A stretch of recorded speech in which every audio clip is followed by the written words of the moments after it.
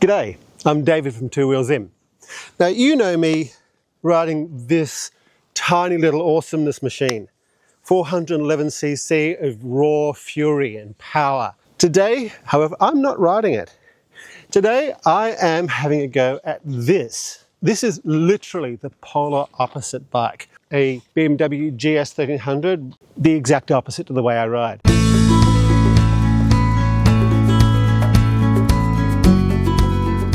The BMW R1300GS is, by most measures, the benchmark adventure touring motorcycle on the planet. It's been that way since KTM botched their participation in Long Way Round. The GS is built on the idea that one bike could do everything, go anywhere, carry your luggage from a cafe in Prague to a dirt road in Patagonia without complaint. This one has a 1300cc boxer twin, 145 horsepower, semi-active suspension, cornering ABS, blind spot detection, 4 riding modes, a quick shifter, a 6.5-inch TFT display, and radar-assisted cruise control that tracks the car in front and automatically adjusts your speed. My friend Roger paid 41,000 kangaroo dollars for this bike, which he estimates is now worth about 35. That's a lot of money. By contrast, this is Billy, my Royal Enfield Himalayan. 411cc, single thumper with 24 horsepower, telescopic forks. What the road does to them is what you feel. Standard ABS, your head and brain as the blind spot detector, an analog instrument cluster that lies to you. 1 ride mode, no quick shifter, just a clutch lever used manually like a peasant. Bits and pieces that probably need replacing, and the accumulated wisdom of every bad road I've ever taken her down. She's worth about 3,000 kangaroo dollars. So Roger's GS is worth 11.5 Himalayans. Just let that sit for a minute. Now, I'm not here to tell you that the GS is a bad bike. It is emphatically not a bad bike. What I am here to ask is a different question entirely, and I'll get to it. But first, let's go for a ride.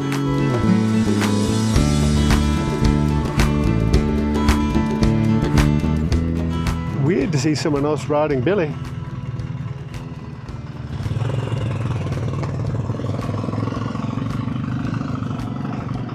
I do miss the analog indicator. I was looking around for where the speedo was. Of course, it's a numeric one. But those are just things you'll get used to. Having an analog system is actually an unusual thing in today's society, today's moto society. So there are two things that I'm not sure about coming into this.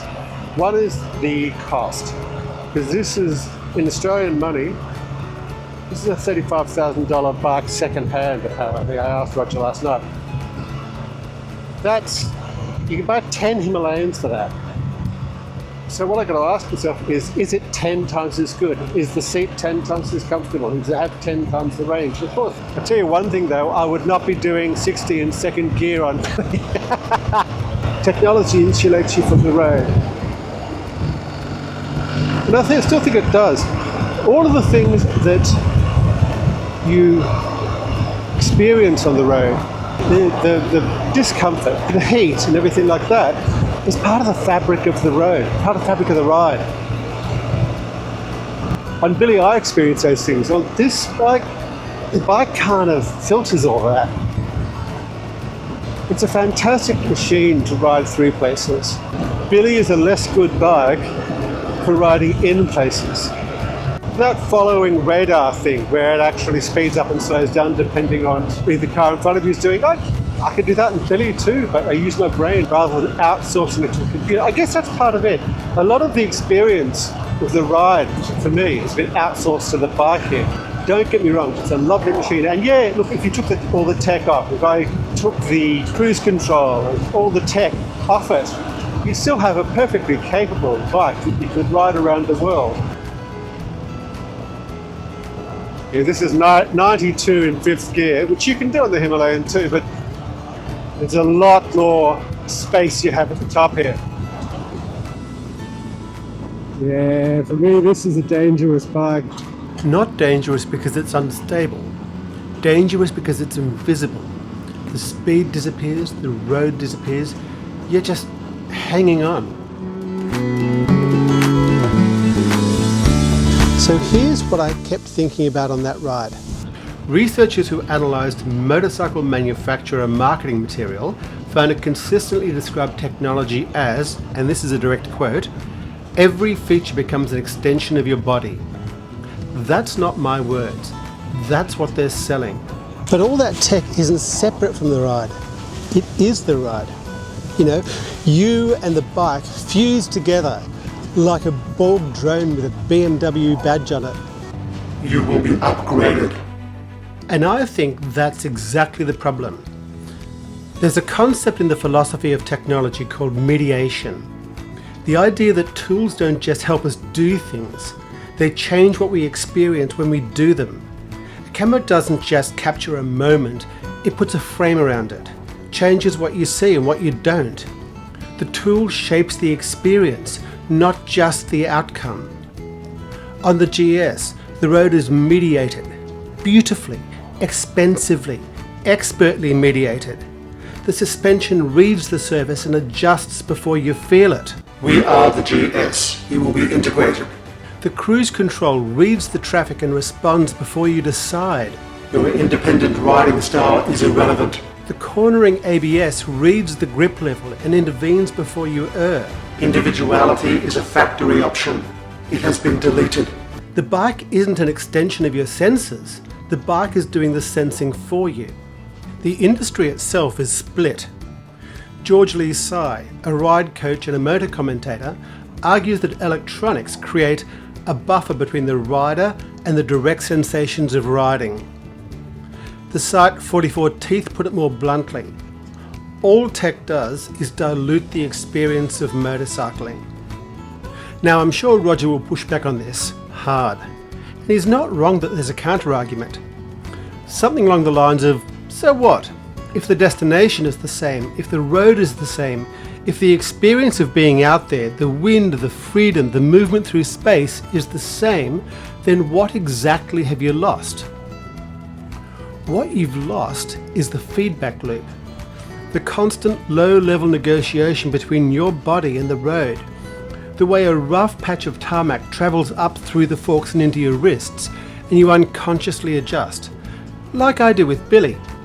The way the heat of the engine tells you something about how hard you've been riding. The way the Himalayan's analog and weirdly implemented fuel gauge means I have to actually watch for petrol stations. Now I know what all the GS guys out there are thinking. Give it a week and you'll know where everything is. The cornering would feel natural. The tech would become invisible. Familiarity fixes unfamiliarity. But that's not the argument. The vibrations, the heat, the badly implemented fuel gauge. None of it's there because it's comfortable. It's there because it's information. And when you remove it, you're not more free, you're less present. And yes, a bike that reads the traffic and adjusts your speed before you've decided to reduces risk. That's a real argument, and I'm not going to pretend it isn't. But safety and experience are different conversations. And then there's the question of fit. The GS is marketed as a go-anywhere bike. And in the hands of the right rider, committed, experienced, properly kitted out, it probably is. People have ridden them around the world and taken them across the Sahara. But the riding that I actually do, the outback, Rajasthan, the backroads of Sri Lanka, that riding is not improved by a bike that is 50 kilos more metal to pick up if it goes down. A bike that, if it needs attention in rural India, needs to get itself to Delhi somehow. A bike whose repair bill for a modest off-road tumble could buy me 2 Himalayans. The GS is a great bike for the places it'll take you. Billy is a great bike for the places you'll end up. And then look, I have to say this, $35,000, second hand. Billy, $3,000, 70,000 kilometers. Let me be clear about what that means. Roger's bike has already lost more money sitting in his garage than my entire motorcycle is worth. That was a lovely machine. I've enjoyed Roger's generosity in letting me ride it. How'd you go? Yeah, all right. Yep, very decent bike.